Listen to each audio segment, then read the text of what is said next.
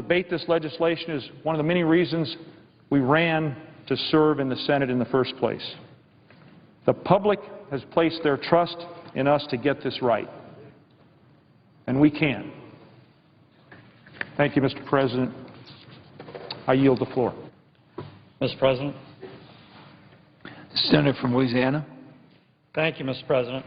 Mr. President, I rise to present and discuss the next amendment that I've personally offered, which I'm going to be bringing to the Senate floor, and that's amendment number 1330 to prohibit anyone who's been convicted of offenses under the Violence Against Women and Children Act from gaining legal status under the bill.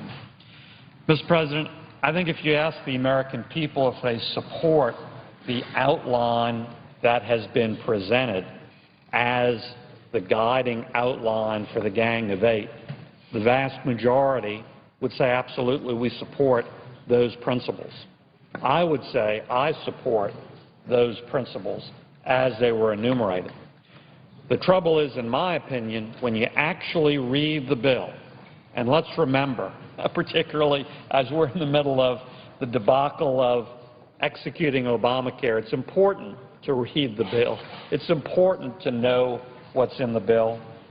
In my opinion, the trouble is when you actually read the bill, it doesn't stand up to those principles. It doesn't match. And one example of that is the absolute commitment that was made by the Gang of Eight early on in this process that individuals with a serious or significant criminal background would not get legal status and we would be deported. They were very, very specific about that. In their bipartisan framework for comprehensive immigration reform, which the authors of this bill, the so-called Gang of Eight, released in January of this year, they said very specifically, quote, individuals with a serious criminal background or others who pose a threat to our national security will be ineligible for legal status and subject to deportation, close quote. Very, very clear. But then, again, when you actually read the bill, I believe it comes up far short of that. It does not include significant crimes, serious crimes, which it should include as a disqualification.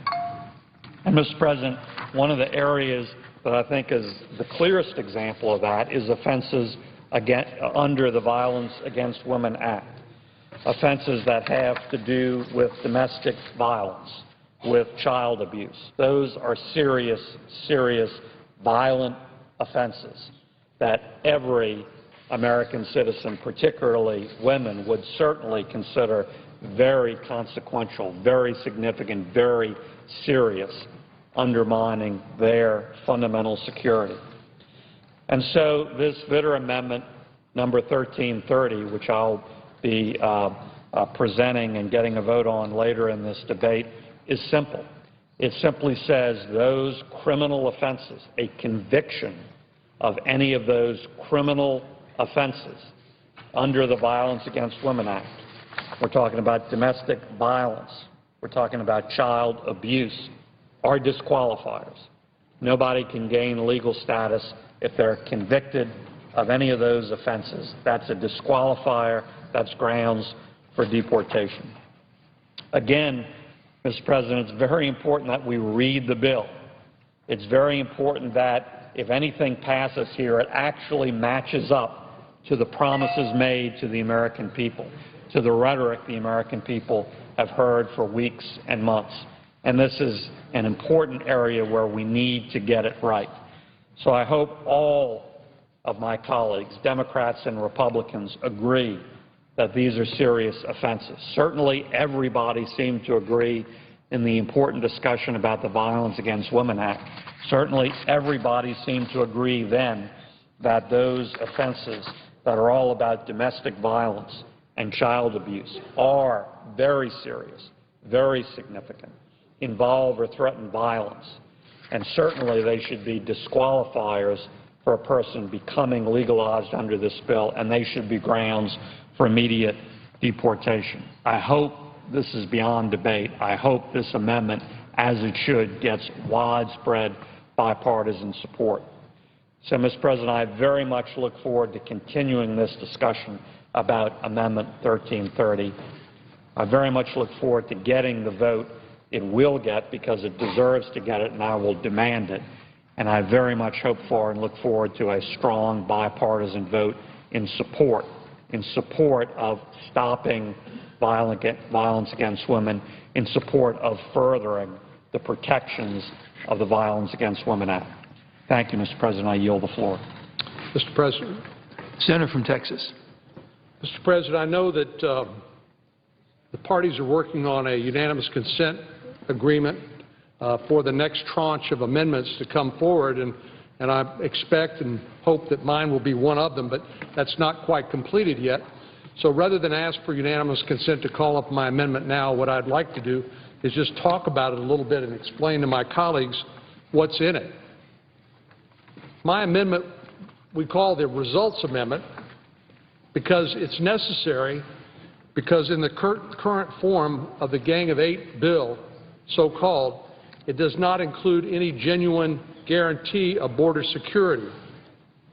You don't have to take my word for it. All you have to do is look at the chart behind me here where Senator Durbin, one of the 4 Democrats, 4 Republicans who were responsible for coming up with the underlying so-called Gang of Eight bill, he said in January that in that bill a pathway to citizenship would be contingent upon securing the border. He said that in January. And I think a lot of people took him and others at their word, only to find out come June, 6 months later, June 2012, when he was quoted that the gang has, quote, delinked the pathway to citizenship and border enforcement. What that means is the underlying bill gives a promise, another hollow, unenforceable promise, and based upon our experience, I think the American people would be justified in saying, you know what, you're asking us to trust you at a time when there is a genuine trust deficit with regard to the federal government. We've heard too many promises. We want guarantees that these promises will be delivered on, and that's what my amendment is all about. In the underlying bill, all we have is, well, first of all, we have a 100% situational awareness requirement, a 90% apprehension of people who crossing the border illegally, but all that's required in the underlying bill is the submission of a plan and substantial completion of that plan, which nobody's seen the contents of. And that's 10 years from now. I don't think anyone would be out of bounds in saying, you know what, you may have the good intentions, you may actually believe what you say, but how can we possibly know that some unwritten plan that's going to be in place 10 years from now will actually be successful in accomplishing the very goals that you set out in your bill? My amendment is slightly different because what it does is it embraces those same standards, 100% situational awareness, 90% cross-border apprehensions, and it says you can't transition from probationary status to legal permanent residency until it's certified that you've accomplished those goals. What that does, simply stated, it doesn't punish anybody, but what it does is it lines up all the incentives for those of us who want to secure the border and have a border immigration system that actually works, and those for whom a pathway to citizenship is the holy grail, that's what they want more than anything else. So it really realigns incentives on the right and the left and gets us in a position where we can actually look the American people in the face and say, we have, as close as humanly possible, a guarantee that these promises will ultimately be kept.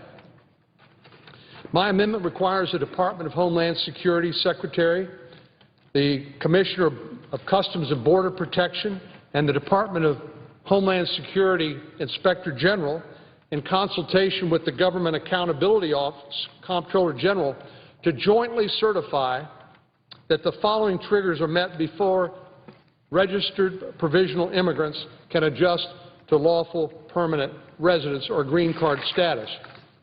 First, as I said, the Department of Homeland Security has to have achieved and maintained full situational awareness of the entire southern border for not less than 1 year, meaning the Department of Homeland Security has the capability to conduct continuous and integrated monitoring, sensing, or surveillance of each and every 1 mile segment of the southern border or its immediate vicinity. Now, some may say, full border situational awareness, how are we going to do that? Are we going to link Border Patrol arm to arm across the 2,000-mile border, or are we going to just build a fence, as some have advocated, a fence along the 2,000-mile border? Well, the fact of the matter is we're going to use the best technology and the best strategy to make sure that the resources that our United States military have deployed in Afghanistan and Iraq and which have been tested along the southern border are available so that by virtue of radar, eyes in the sky, dirigibles, unmanned aerial vehicles, that a combination of this connected to the sensors on the ground will make sure that the Border Patrol knows what's happening along the border and when people try to cross and enter illegally. And then it's up to them to hit the 90% operational control requirement in both the underlying bill and in my amendment. So the Department of Homeland Security is required to achieve that operational control for not less than 1 year, meaning that it has an effectiveness apprehension rate of not less than 90% in each and every sector of the southern border. Senator McCain, I saw this morning, said that he expects to have a letter from the head of the Border Patrol that says that that standard is eminently doable, given the proper resources. And so if it's eminently doable, then I would like to suggest, contrary to what the majority leader said a few days ago, this is not a poison pill, but this is giving the American people the confidence that we actually are going to do what's technologically feasible and which I believe they have a right to expect if we are going to be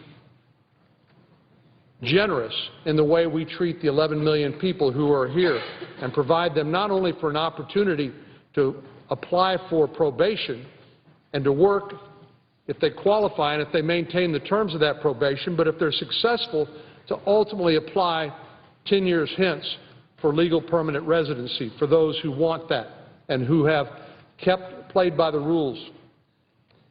The third trigger in my amendment is one that maintains the underlying provision requiring the Department of Homeland Security to implement an E-Verify system nationwide.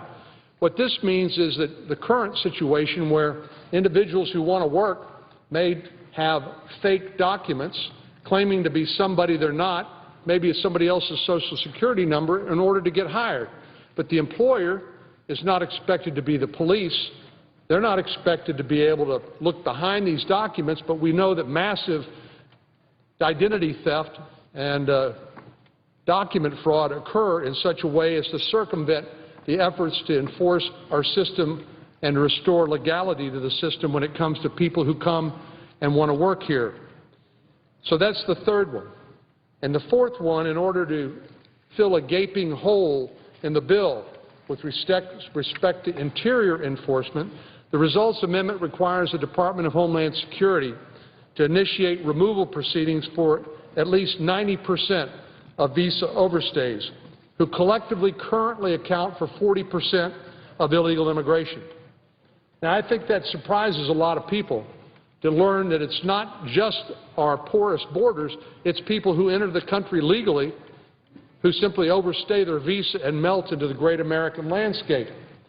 And unless they happen to get caught for committing a crime of some kind, and they will typically not be identified or detained. This is simply unacceptable, and my amendment is designed to guarantee that the Department of Homeland Security will implement a procedure which has been required for 17 years now. President Clinton signed a provision into law requiring a biometric entry and exit system. And now when you enter the country on a foreign visa, you're required to give fingerprints. That's your biometric identifier. But there's no way and no means by which to check whether you've left the country when your visa has expired. And this is designed to deal with that 40% source of illegal immigration. My amendment authorizes the creation of a Southern Border Security Commission, similar to the one in the underlying bill, but does so in a way that respects the Constitution and federalism. My amendment removes Washington, D.C. appointees from the commission and allows state governors to immediately begin advising the department on gaining operational control of the southern border. I think this is very important because while I've heard colleagues here in the Senate who have good intentions, but I think sometimes their only consciousness of what the border may look like is derived from movies they've seen or novels that they've read. This requires consultation with the people that know the border communities best, and that is the people who live there and the state governors who govern states on our U.S.-Mexico border. My amendment also requires the Secretary of Homeland Security to issue a comprehensive southern border security strategy within 120 days of enactment. Now, people who are listening may say, I thought the Department of Homeland Security already had a southern border security strategy. And if it doesn't, why in the heck not? Well, this would compel the Secretary, who amazingly to most people in my state, when she declared the border is secure, she nearly provoked laughter as much as anything else because it's patently and demonstrably not true. But this amendment would require such a strategy within 120 days of enactment of the bill and chart a course for achieving and maintaining full situational awareness and operational control of the southern border. The Secretary would also be required to submit semi-annual reports on implementation. This amendment would also streamline and improve the strategy required under the underlying bill. For example, it combines the southern border security strategy and the southern border fencing strategy for administrative clarity and economies of scale. It also addresses the oversight in the underlying bill by requiring the Department of Homeland Security to develop a strategy to reduce land port of entry wait times by 50% in order to facilitate legitimate commerce and encourage lawful cross-border trade. This is something that really I think is not sufficiently appreciated. Mexico is our third largest trading partner. 6 million jobs in America depend on cross-border trade with Mexico. Why in the world would we want to do anything that would make cross-border lawful trade worse? And right now, by failing to update our infrastructure at the ports of entry and to make sure that we have adequate staffing here, there are huge wait lines which prove very useful to the people who want to smuggle drugs and people across the border. So this would have a way of separating the legitimate trade and traffic from the people who are up to no good, the drug dealers, the human traffickers, and the like. There's a question that's arisen, as you might expect, about how we're going to pay for all this. That's a good question, and it's an important question. My amendment creates a comprehensive immigration reform trust fund similar to that in the underlying bill. And ultimately, the goal is for fees and fines to fund this entire piece of legislation. But my amendment combines all border security funding streams and makes $6.5 billion of these funds available immediately for implementing the Southern Border Security Strategy. The results amendment increases the number of Border Patrol agents and Customs and Border Protection officers by 5,000 each. Now, some people have mistakenly said, I want to add 10,000 Border Patrol to the border on top of the 20 who are already there. Well, that's not entirely accurate. We want 5,000 more because if you have this great technology, which is going to give you eyes in the sky, 100% situational awareness, when this technology identifies people trying to cross the border, you got to have somebody to go get them and to detain them, and that's why Border Patrol are important. And in some parts of our 1,200-mile border in Texas alone, there are huge stretches of land that are vulnerable to cross-border traffic. That's why the Rio Grande sector in South Texas is now the single most crossed sector. The other day when I was in Brooks County, Falfurrias, Texas, the head of the Border Patrol sector in that area told me that in one day they had 700 people coming across the border that they detained. We don't know how many got away, but they did detain 700 people.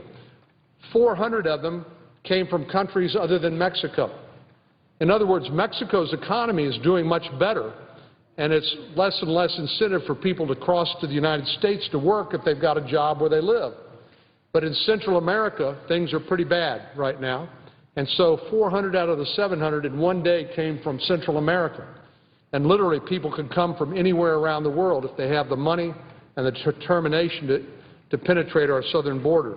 So it's important that we have increased numbers of Border Patrol as well as Customs and Border Protection officers to help facilitate legitimate commerce and to detain people trying to cross illegally. By the way, the underlying bill already has a provision for additional CBP officers, Customs and Border Protection officers, and my amendment would increase that number by 3,500 and add 5,000 Border Patrol to it. The results amendment also improves emergency border resource appropriations by ensuring that deployment decisions are consistent with the comprehensive strategy and not done on a piecemeal, disconnected sort of way. And it's important that we have a combination of not only boots on the ground, infrastructure, but also that technology I think we would all agree upon, much of which the American taxpayer has already paid for because it's being deployed by the United States military in places like Afghanistan and Iraq. What we need to do is transfer some of that to the Homeland Security Department, another part of the federal government, and to implement it to help provide that situational awareness and enforcement. My amendment also authorizes $1 billion a year for 6 years. It doesn't appropriate it. It authorizes in emergency port of entry personnel and infrastructure improvements. I've already touched on that a moment ago. But the whole idea of the underlying bill is to provide a guest worker program, a legal means to come and work in the United States, and the idea is that will allow law enforcement to focus on the bad actors. This has the similar rationale. The results amendment further improves the land ports of entry by allowing the General Services Administration to enter into public-private partnerships to improve infrastructure and operations. This amendment also repurposes the Tucson sector earmark in the underlying bill to the full southern border to help ensure that effective border security prosecutions are increased in every sector, not just in one in Tucson. By making the improvements to the State Criminal Alien Assistance Program, the so-called SCAP bill, my amendment would help ensure that state and local governments are swiftly and fully compensated for their assistance in detaining criminal aliens who have been convicted of offenses and who are awaiting trial. You know, one of the great frustrations in my state, given our common border with Mexico and the failure of the federal government to live up to its responsibilities when it comes to border security, is much of the cost of that is borne by local governments and local taxpayers in counties along the U.S.-Mexico border, particularly when it comes to education, health care, and law enforcement.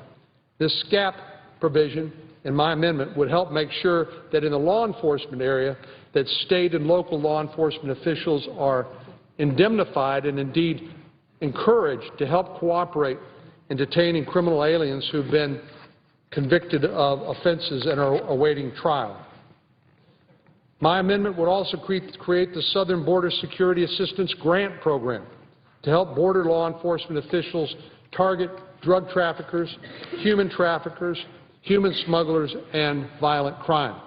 Again, the federal law enforcement agencies can't do it by themselves, and local and state law enforcement in Texas don't expect them to. But they do expect a little bit of help, financial help, particularly when it comes to overtime, when it comes to equipment that's necessary to supplement the federal effort or to fill the gap when the federal government leaves a gap in law enforcement efforts. My amendment would also remove a controversial provision in the underlying bill that would prevent emergency deportation of serious criminals. My amendment would remove a controversial disclosure bar that would prevent law enforcement and national security officials from obtaining critical information contained in legalization applications filed under this bill. My amendment would allow these officials to request and obtain information in connection with an independent criminal, national security, or civil investigation. And this is really directed at one of the biggest problems in the 1986 amnesty that Ronald Reagan signed, because he signed an amnesty for 3 million people premised on the idea that we were actually going to enforce the law, and we'd never need to do that again. But so much of that amnesty was riddled with fraud and criminal activity because of the confidentiality provisions which prohibited law enforcement from investigating and detecting fraud and criminality. And if we want to maintain the integrity of the provisions of this bill, we need to make sure that our law enforcement officials are not blinded, but actually they have the ability to investigate these matters for criminal, national security, or as a result of a civil investigation. My amendment would allow the Customs Service to turn over evidence of criminal activity or terrorism contained in legalization applications filed under the bill to other law enforcement agencies after the application has been denied and all administrative appeals have been exhausted. This would greatly work to reduce the potential for mass fraud that occurred in the 1986 amnesty bill, and it would allow the application process to maintain its basic integrity and ensure that the national security is protected. My amendment would also give American diplomatic officials more flexibility to share foreigners' visa records with our allies by clarifying that the State Department may share visa records with a foreign government on a case-by-case basis for the purpose of determining removability or eligibility for a visa, admission, or other immigration benefits, not just for crime prevention, investigation, and punishment, or when sharing is in the United States' national interest. My amendment would further improve the public safety by denying probationary status, something called RPI, or registered provisional immigrant status, to any person who's been convicted of a crime involving domestic violence, child abuse, assault with bodily injury, violation of a protective order under the Violence Against Women Act, or drunk driving. These are serious offenses, and the consequences are often tragic. The underlying bill would allow the vast majority of immigrants who have committed these crimes to automatically become registered provisional immigrants and ultimately hold open to them the possibility they could become American citizens. I think we need to draw a very bright line between those whose only offense is try to come here for a better life and those who have shown such contempt for our laws and American law and order that they commit crimes. We should not reward them with a registered provisional immigrant or probationary status. My amendment also removes an unjustified provision in the underlying bill that would allow repeat criminals with multiple convictions to automatically obtain legal status so long as they were convicted of the multiple offenses on the same day. I know that sounds very strange, but in the underlying bill, if you commit multiple offenses on one day, they don't count as separate offenses for purposes of the bar if you commit 3 misdemeanors or a felony. So my amendment would fix that.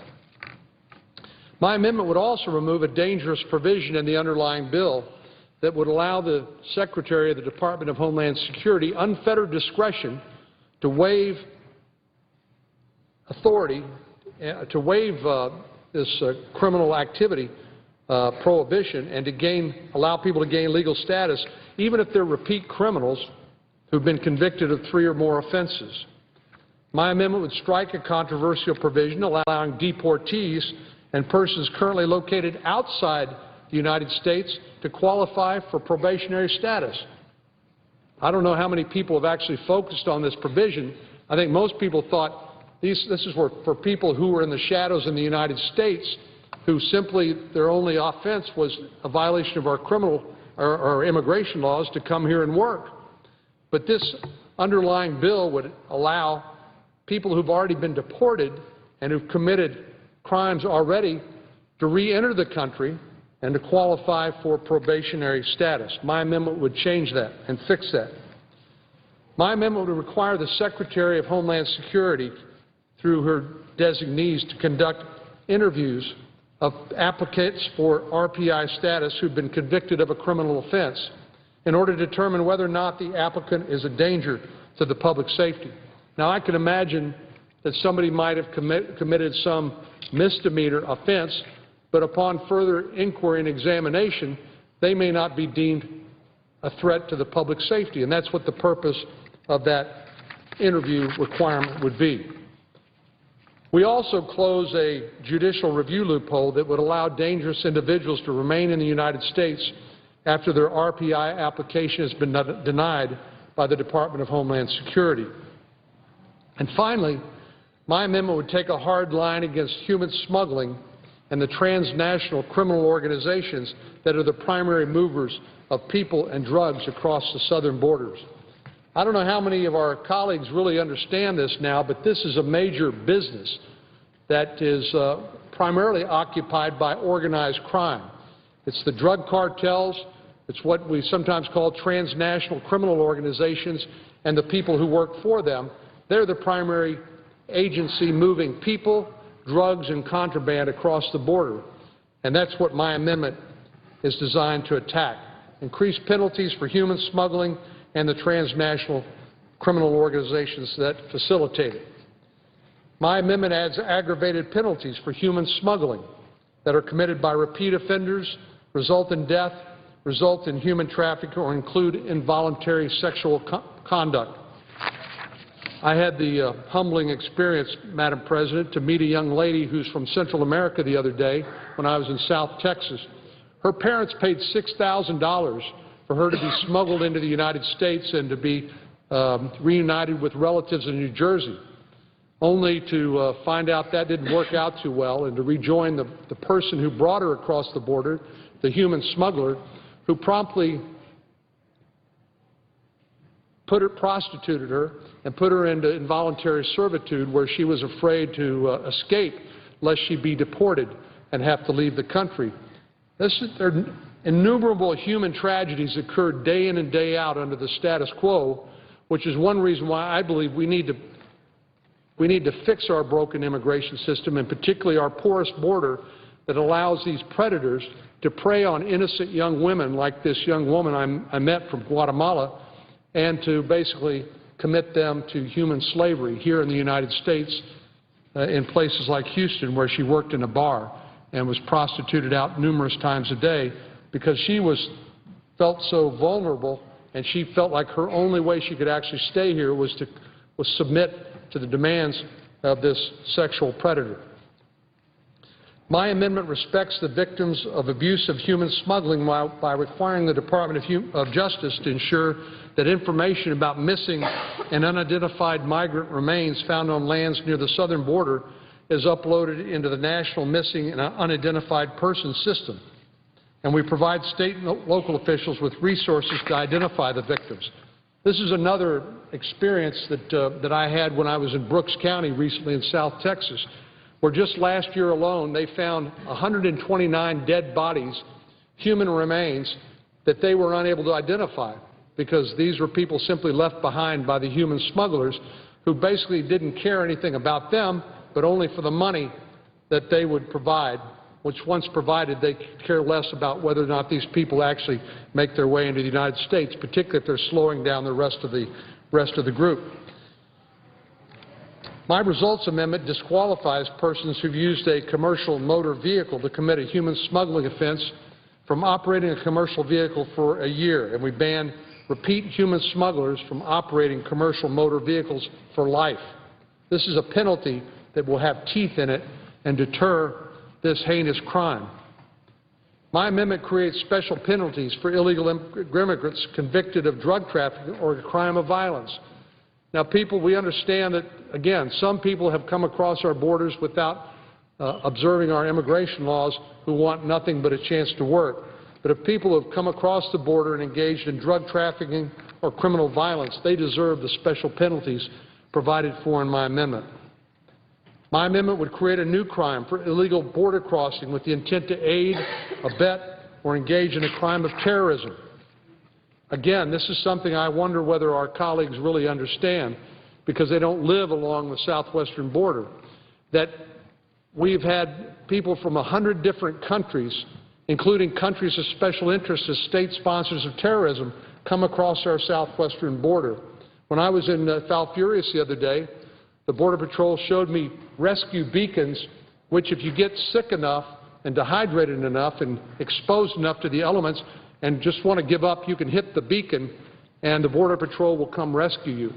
And it's listed in 3 languages, English, Spanish, and Chinese.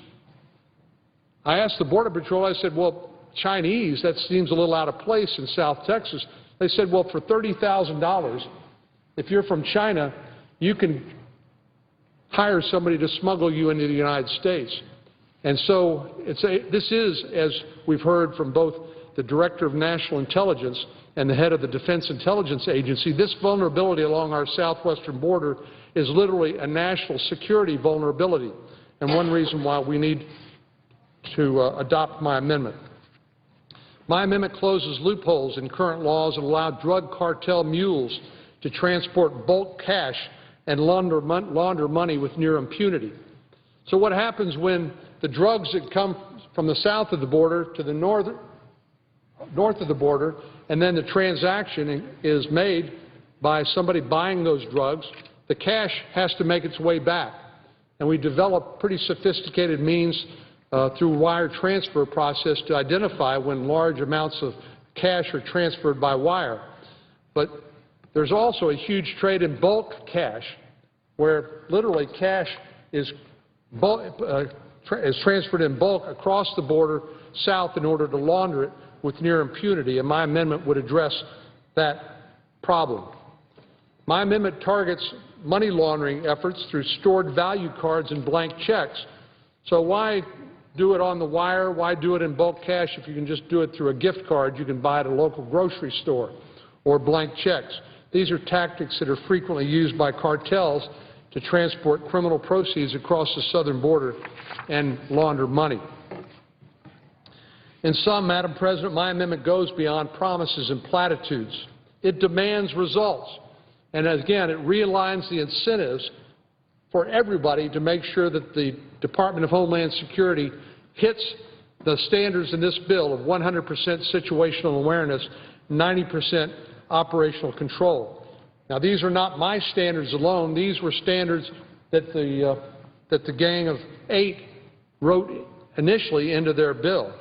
And now their bill offers promises, but no real enforcement means to make sure that it actually happens.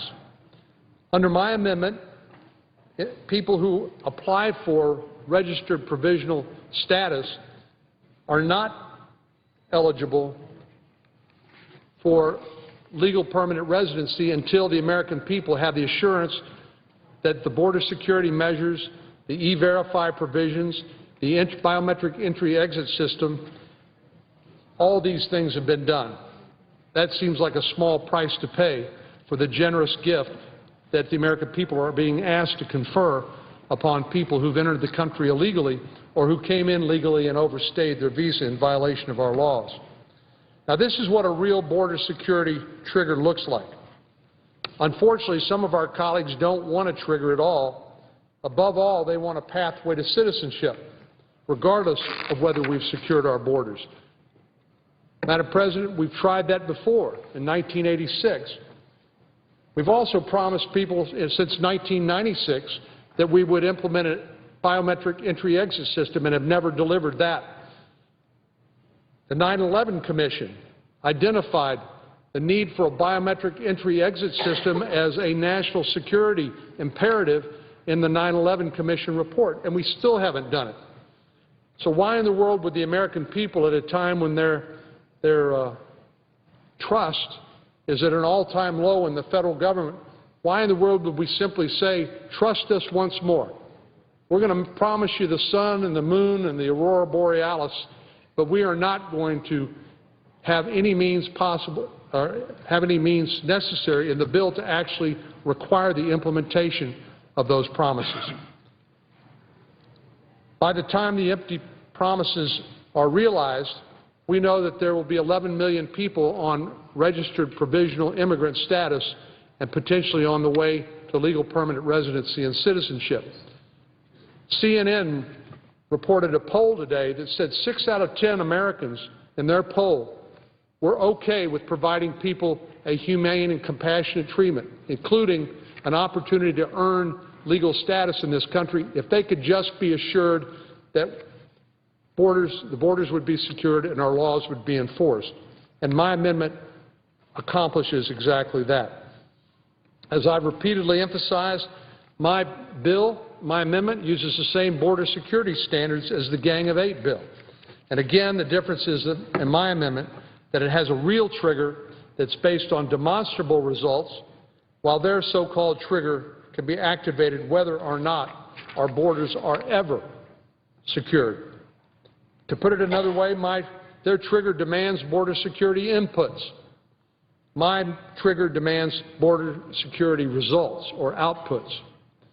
We've now had 27 years of input since the 1986 amnesty, and we still don't have secure borders. It's long past time to demand results or outputs and not just more hollow promises. One final point about immigration reform: whatever legislation that we pass in this chamber will head over to the House of Representatives. If we want the Senate bill to have any chance to become law, then we have to include real border security provisions and a real border security trigger. Our House colleagues have made that abundantly clear. In other words, my amendment is not a poison pill. It is an antidote, because it's the only way we're ever going to truly get bipartisan immigration reform, something which I hope and pray that we will, because the status quo is simply unacceptable. Madam President, I yield the floor. Madam President. Senator from Arkansas. Thank you, Madam President. I understand that I'm not supposed to call my amendment up, but I would like to discuss Amendment 1298, and if it were appropriate, I would ask to make it pending. But again, I understand we're not quite ready for that. I'm offering this amendment when the time is right, Madam President, because I think it is crucial that we have the strongest possible border protection system in place if this bill, in fact, does someday go into law. To that end, I would like to ensure that we have the best trained personnel securing our borders and overseeing the activity that contribute to the safety of our nation every day. Therefore, I am proposing an amendment to require the Department of Homeland Security to set up a program to recruit highly qualified veterans of the armed forces as well as members of the reserves to fill crucial positions within Customs and Border Protection and Immigrations and Custom Enforcement. The security provided by these agents depends on the line watch agents who identify and apprehend undocumented aliens, smugglers, and terrorists. It depends on the agriculture and trade specialists, aircraft pilots, and mission support staff. It also depends on the intelligence research specialists, report officers, and systems engineers. Although the role and responsibilities within ICE and CBP are varied, each plays a critical role in protecting the border. The ability of these agencies to protect the border depends on the skills, training, and judgment of its employees. The men and women who've served our nation in the armed forces, as well as those who served in the reserves, have a broad range of capabilities that make them well-suited to work in these important agencies. These men and women embody endurance and adaptability.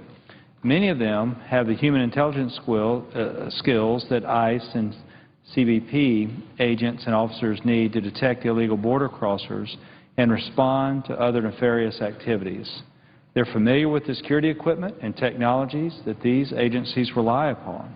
They have experience responding to leads provided by electronic sensor systems and aircraft sightings, as well as interpreting the following tracks and other physical evidence.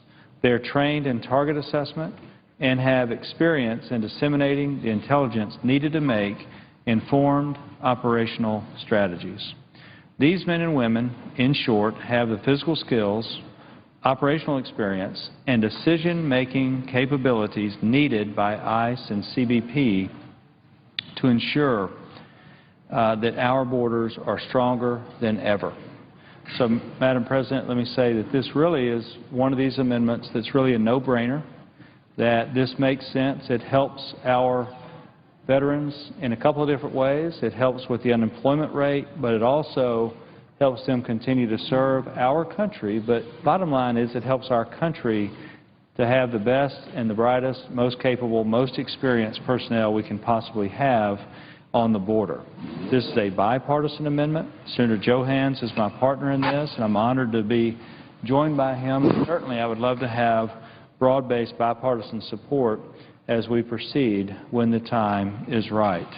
I hope to have this amendment included in the bill, and again, when the time is right, I would ask that we, that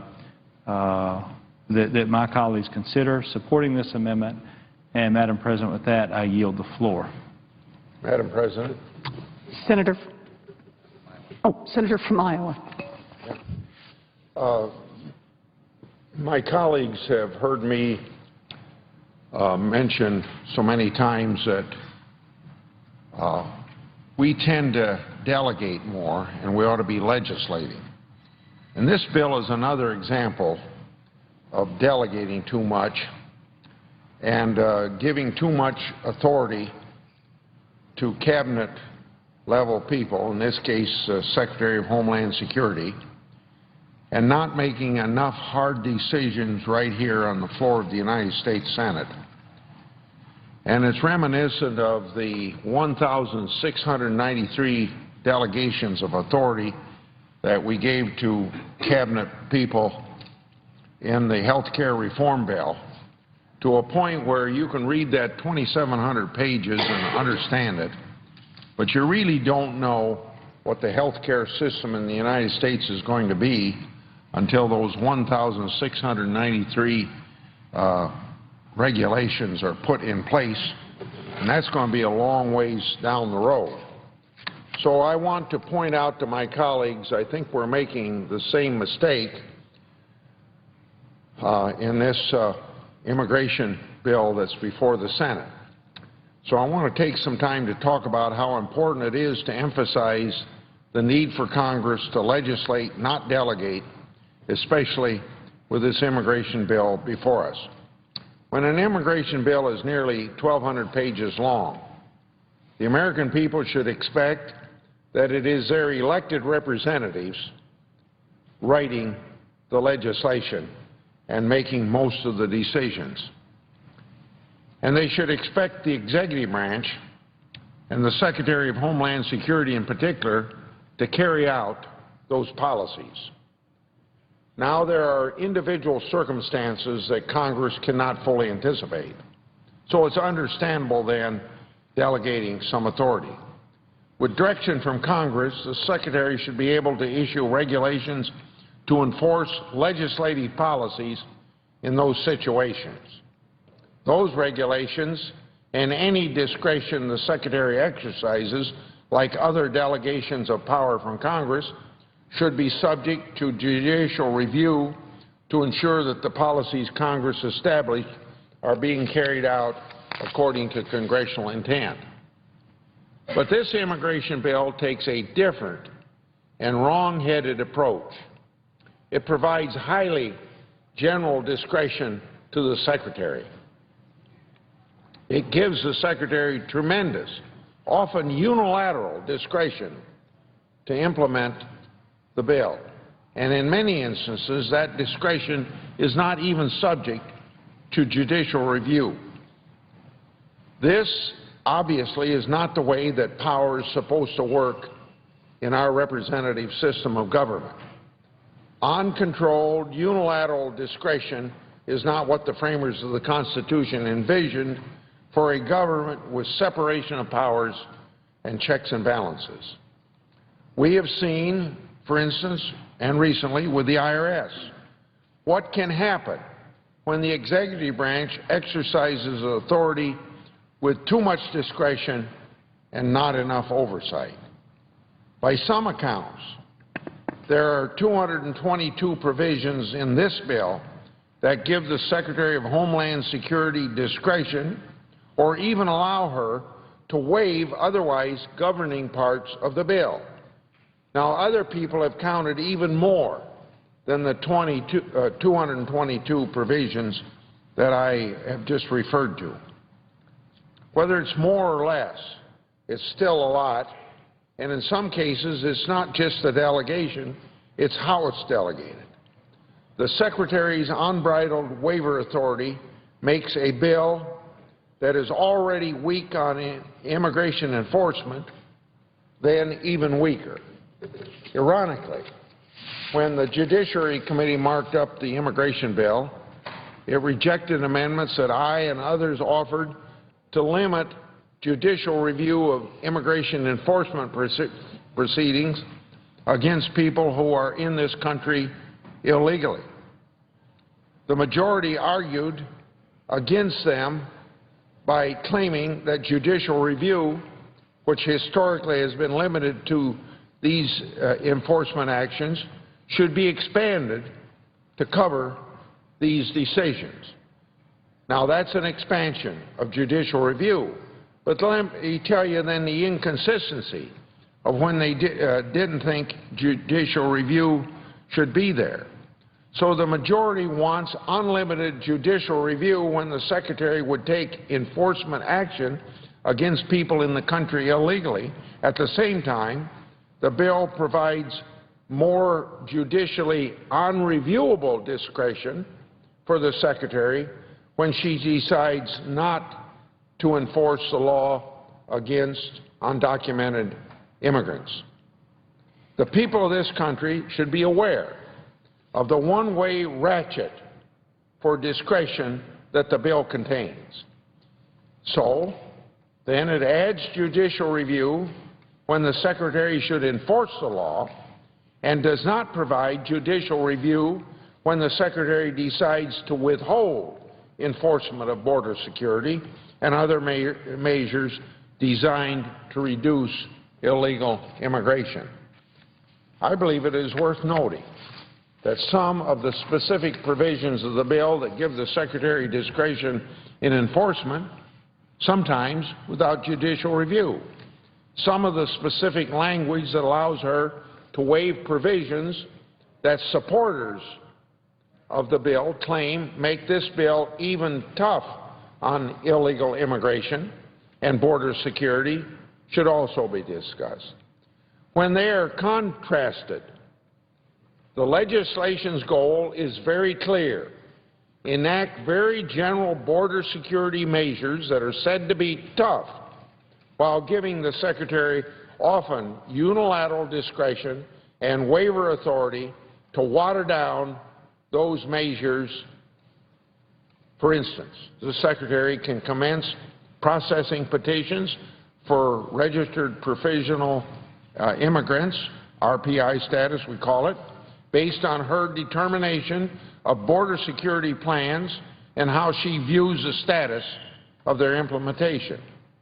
The fencing that the bill seems to demand can be stopped by the Secretary when she believes it is sufficient.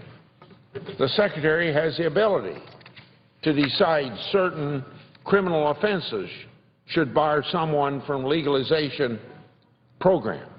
She can waive, with few exceptions, the grounds of inadmissibility prescribed in law, and she is given discretion whether to bring deportation proceedings against those who do not qualify for RPI status. If they are denied, shouldn't they be deported? The Secretary is also allowed to waive various requirements when a person adjusts from RPI status to legal permanent status, including what counts as passing a background check. The Secretary has broad authority on how to use the $8 3/10 billion in upfront funds transferred from the Treasury. On top of that, she has wide discretion on how to use the additional $3 billion in startup costs that don't have to be entirely repaid to the Treasury. Notwithstanding the constitutional powers of Congress over the purse, she's given authority to establish a grant program for nonprofit organizations. With respect to the point system, the Secretary is given discretion to recalculate the points for particular petitioners and to decide not to deport inadmissible persons.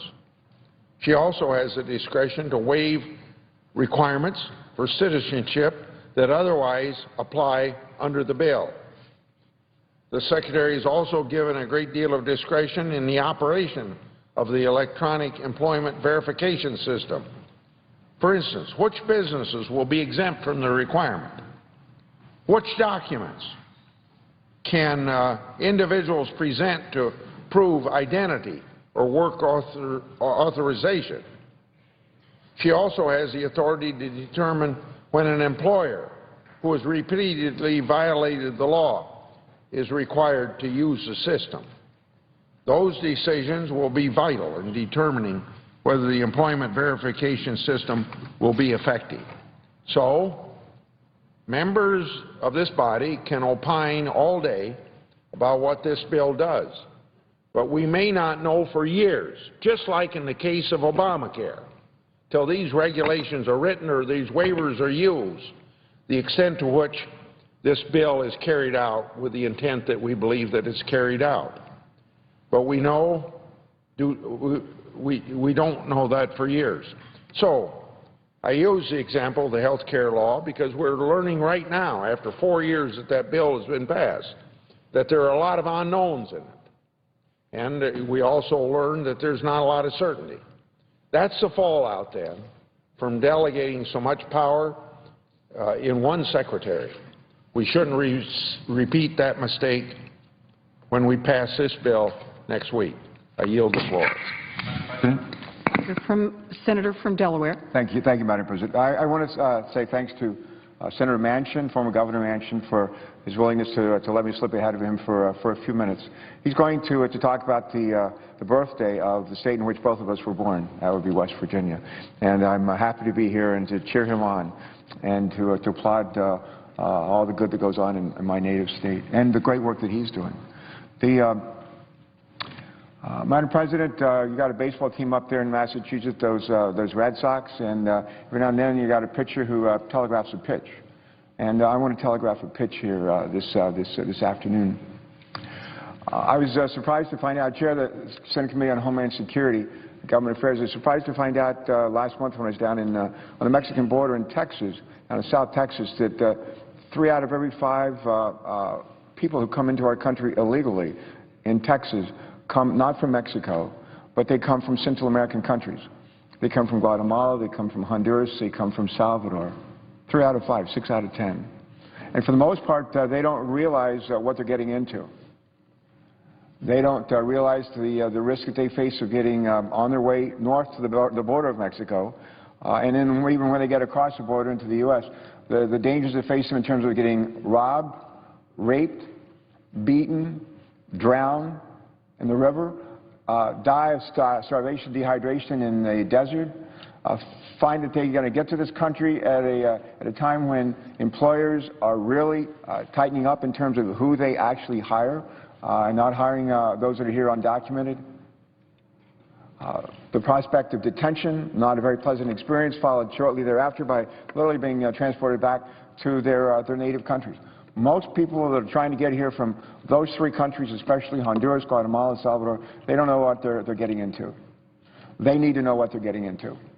And when I was governor, as part of the 50-state deal negotiated by the state's attorneys general, you may recall, with the tobacco industry. And we created a foundation out of that, called it the American Legacy Foundation, ran something called the Truth Campaign, the idea of which was to convince young people, like these pages here, not to start smoking, and if they were to stop. It was hugely successful.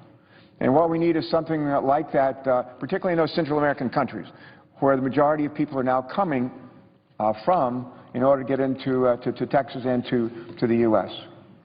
The other thing that I have us keep in mind, we spent a fair amount of resources in this country trying to go after, help the Mexicans go after the drug lords and to quash the drug trade. And what's happened is it's like squeezing a balloon, and the bad guys in Mexico have worked their way down to Salvador, Guatemala, Honduras, and they're creating mischief there, setting up drug trade, and creating a lot of violence and making life very unpleasant.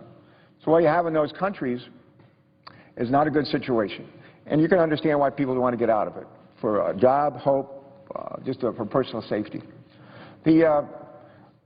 One of the things that we've done to help in Mexico, we're part of the problem. It's our consumption of drugs, illegal drugs over here that's actually created this problem for Mexico and led to this deal where, drugs come north, guns go south, and we're part of the problem. We need to acknowledge that. But we're also trying to be part of the solution in Mexico, and I think we're playing a constructive role. We need to be part of the solution in Honduras, Salvador, and Guatemala, and really doing a similar kind of thing to what we're doing with Mexico. And part of that is to help them a little bit on their own public safety, law enforcement efforts in those three countries. Part of it is helping a little bit on economic development and job creation so people won't feel a need to leave those countries and try to flee to our country. And the last piece is actually work with the Mexicans so that they can do a better job of controlling their own borders to better ensure that folks don't get from south of them into Mexico and eventually work their way up into Texas and to the U.S. I'm going to be offering an amendment, not tonight, but I suspect tomorrow, Madam President, that tries to say, let's put together a truth campaign, convey what's really facing the people from those, particularly those three Central American countries, when they try to get to the U.S. And also see if, while we're doing that, we can't do something to help a little bit on the economic development, job creation side in those countries in terms of helping them face lawlessness and crime, do a little bit to help them there as well. And I call this going after underlying causes, not just treating symptoms of a problem, going after the underlying cause. I think we ought to do this. And I'm going to offer this tomorrow. Hope my colleagues will agree. And I want to say it again to my fellow native West Virginian. Thank you for the chance to go ahead of you. Thanks most of all for the great job that you're doing here and for being here to tell us a little bit of the good that's coming out of that mountain state. Thank you.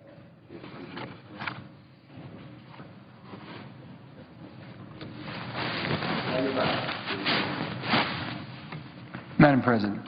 Senator from West Virginia.